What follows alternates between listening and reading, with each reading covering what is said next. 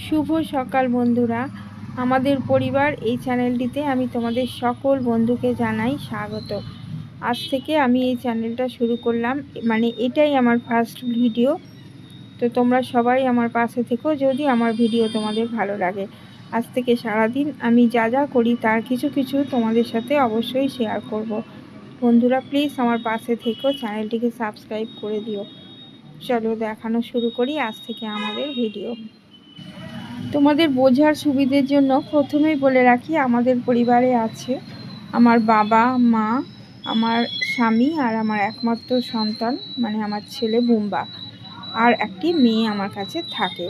আর সেই মেয়েটির দিদিও মাঝে মাঝে এসে থাকে। তো মোটামুটি আমরা বাড়িতে থাকি 6 জন মেম্বার, আর ওর দিদি মাঝে মাঝে এসে থাকে আমার কাছে।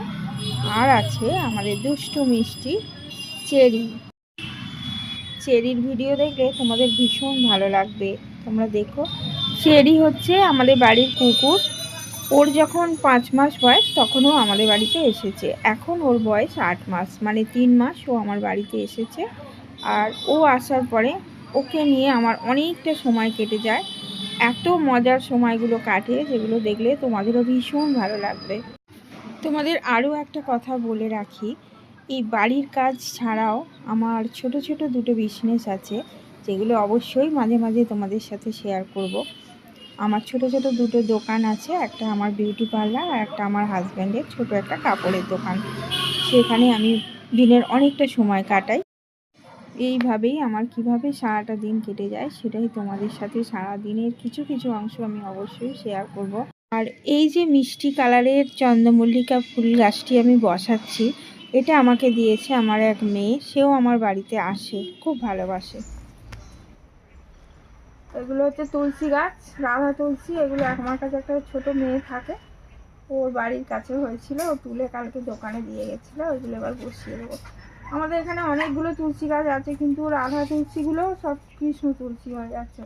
এবার কৃষ্ণ তুলসী তো ঠাকুরের পায়ে দিতে নেই, সেই জন্য এই তুলসীগুলো আবার আনিয়েছি ওকে দিয়ে। এগুলো আবার আলাদা আলাদা করে বসিয়ে দেবো। একটু ওই দিকটা এখন বসিয়ে দেবো।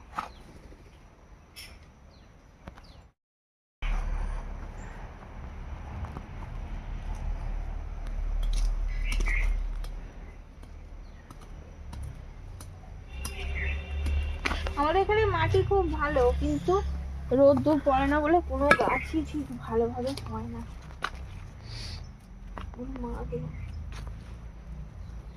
মাটিটা ভালো, কিন্তু রোদ পায় না মোটে।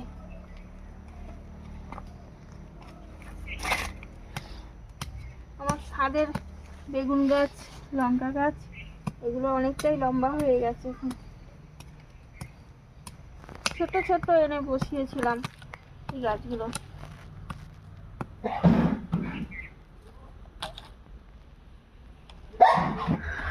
কি বদমাইশি দেখতে করি, তখন তো আমরা বেঁধে রেখেছি।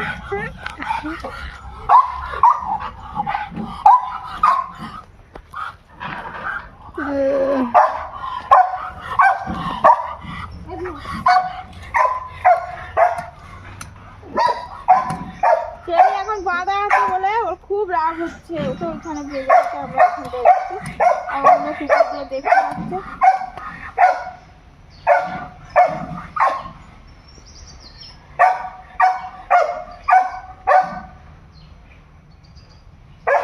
তিনটে গাছ পরপর বসিয়ে দিয়েছি,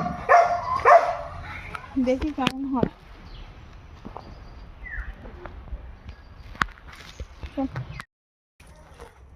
তুলসী গাছগুলো জল দিয়ে দিচ্ছি একটু, গাছ বসালেই জল দিতে হয়। একটা ছোট ফুলেই হচ্ছে।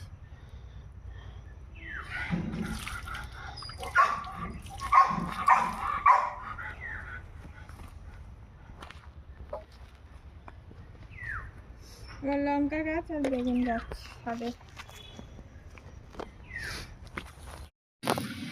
তো দুপুরে দোকান থেকে এসেই গাছগুলো বসাচ্ছিলাম।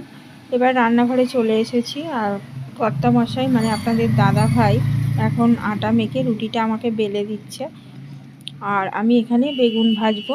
আমি বেগুনটা কিভাবে ভাজি, সমস্ত রকম মশলা মানে লঙ্কা গুঁড়ো, হলুদ গুঁড়ো, জিরে গুঁড়ো আর ধনে গুঁড়ো সব একসাথে নুন দিয়ে হালকা একটু চিনি দিয়ে মাখিয়ে একটুখানি রেখে দিয়ে তারপরে ওটাকে ভাজি, আর খুব সুন্দর টেস্ট হয় জানো তো।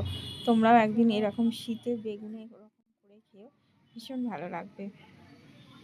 এই দেখো এর মধ্যে আমি সব কিছু মাখিয়ে নিচ্ছি। আজকে অল্প হাফ বেগুন ছিল, একটা বড় বেগুনের অর্ধেকটা ছিল। এই যে বেগুনটা ভাজি, এটা আমার বাবার মাকে রাতে রুটির সাথে দিয়ে দেব। আর আমাদের জন্য একটু চিকেন নিয়ে আসবো, কারণ চেরির আর বোম্বার জন্য চিকেন আমাকে প্রতিদিনই করতে হয়। আর সেই জন্য আমরাও একটু বেশি করে নিয়ে নেব, ওটাই আমাদের রাতে এসে আলু দিয়ে ঝোল করে নেব, একটু রুটি দিয়ে সবাই মিলে খেয়ে নেব। আর কালকে ছেলের জন্য দুপুরের জন্য একটু রেখে দেবো, ব্যাস তাহলেই হয়ে যাবে। রাতে দোকান থেকে ফেরার সময় আমার ডেলি বাজার আর দোকানটা হয়ে যায়, ওটার জন্য আমার আর কোনো সমস্যা হয় না। যেদিন যা রান্না করবার ইচ্ছা যায় আমি একদম কিনে নিয়ে রাতে চলে আসি, এসে ফ্রিজে রেখে দিই, সবজি টবজি সব কেটে রাখি পরের দিন সকালের জন্য। আমার এটাই সুবিধে হয়। বা চিকেন মাছ যা কিছু কিনে নিয়ে চলে আসি, ওটা আমার পরের দিনে সারাদিনে রান্নার সুবিধে হয়। আর আজকে চিকেনটা কেনা হয়নি, কারণ আমাদের যেতে একটু দেরি হয়ে গেছিলো, চিকেনটা শেষ হয়ে গেছিলো।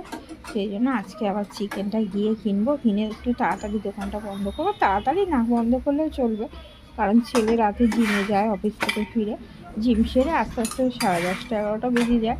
আর আমি বাড়ি ফিরি 10টার মধ্যেই, তো তখন এসে রান্নাটা বসিয়ে দেবো। বন্ধুরা তোমরা নিশ্চয়ই দেখতে পাচ্ছ যে আমার ওভেনের দুটো উনুনের মাঝখানে কিছুটা টুকরো টুকরো কয়েকটা জিনিস দেয়া রয়েছে। ওগুলো হচ্ছে আমার মায়ের সুপারি। খুব কম রোদ আছে আমার বাড়িতে বলে এই সুপুরিগুলো ঠিক শুকনো হচ্ছে না। আর মায়ের পান খাওয়ার খুব অভ্যেস, মা পানের মধ্যে একটু সুপুরি দিয়ে খায়, তো সুপুরিটা একটু খড়মড়ে না হলে মায়ের ভালো লাগে না। সেই জন্য গ্যাসের ওখানে দিয়ে রাখি, তাপেতে একটু গরম হয়ে থাকে, কড়কড়ের মতো হয়ে যায়, শক্ত মতো, তাহলে মায়ের খুব ভালো লাগে। আমার মায়ের চা আর পানের ভীষণ নেশা। চায়ের নেশাটা মায়ের সাথে থাকতে থাকতে আমারও হয়ে গেছে, আর আপনার দাদা ভাইয়েরও এই নেশাটা ছিলই। সেই জন্য আমরা তিনজনে মিলে যখন তখন চা করে খেয়ে নিই, দুপুরে অনেক সময় ভাত না খেয়েও চা করে খেয়ে নিই। আগে খুব দুধ চা খেতাম, লিকার চা একদমই খেতাম না। দিনে মানে 5 টাকার ওই দুধের প্যাকেটগুলো আমার 12টা 14টা করে প্যাকেট লেগে যেত। কিন্তু এখন অনেক কষ্টে সেই নেশাটা ছেড়েছি, মাঝে মধ্যে ইচ্ছা গেলে দুধ চা খাই। আর সারাদিনই আমরা লিকার চাটাই বেশি খাই, মানে রাতে 10টার পরে আমি বাড়ি ফিরে চা খেয়ে তারপর অন্য কাজে হাত দিই। এই দেখো বেগুন ভাজাটা আমি অনেকক্ষণ এইভাবে মশলা দিয়ে মাখিয়ে রেখে দিয়েছিলাম, এরপর ওটা ভেজে নিলাম।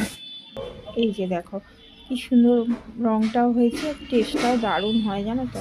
তোমরাও একদিন করে খেয়ে দেখো, ভীষণ ভালো লাগবে। রাত্রিবেলা এসে একটু মাংস করে নিলাম, ছেলে মাংস ছাড়া একদমই খেতে পারে না। আর কিছুটা রাখা থাকবে কালকে সকালে, আর ওর দুপুরের খাওয়ার জন্য। আর চেরিও খাবে, চেরিকে মাংস আর আলু তুলে দেবো, আর আমরা রুটি দিয়ে একটু খাবো, আর একটু ছেলের জন্য রাখা থাকবে কালকে। আর এই যে জলের আওয়াজ হচ্ছে খুব, মেশিনটা চালিয়ে জলগুলো ভরে নিলাম। আজকের মতো ভিডিওটা এখানেই শেষ করছি বন্ধুরা, আবার দেখা হবে পরের ভিডিও। টাটা।